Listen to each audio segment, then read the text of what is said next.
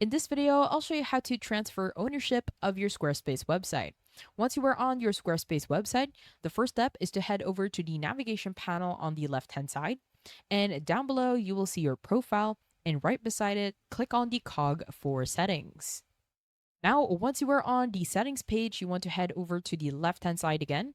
And down below, you will find permissions and ownership. Simply click on that so we can get started. Now, under permissions and ownership, you want to click on the only option, which is permissions and ownership. And that will take you to the page wherein you can start transferring your ownership. Now, in order for you to transfer an ownership, the first thing that you have to do is invite a contributor. To do that, simply head over to Invite Contributor. Now, in the Invite Contributor tab, this is where we can add a name as well as the exact email address of that contributor. And once that's done, you can even change or add the global settings in which you want within the contributor. I have covered this in the previous video, so you can just simply head over if you want to go more in depth in inviting a contributor. Now, once you have successfully invited a contributor, under the Contributors tab, you will automatically see the exact contributor as well as their role.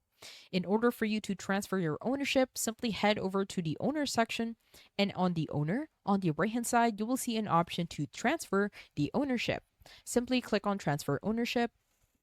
Once you do that, it will automatically ask you to verify your account, so just simply click on Continue.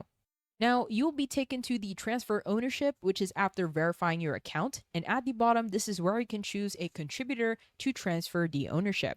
We can simply select the exact contributor, and once you were satisfied, head over to the top and right hand side and click on Continue. Now, once you're done, you want to simply click on Confirm here at the bottom. And as you can see, it will automatically say below that the ownership was transferred to the exact email of the contributor. And when we check the owner, as you can see, it has also changed to a owner. I hope you found this tutorial helpful. Please let me know if you have any other questions in the comment section below, and I will try my best to help you out.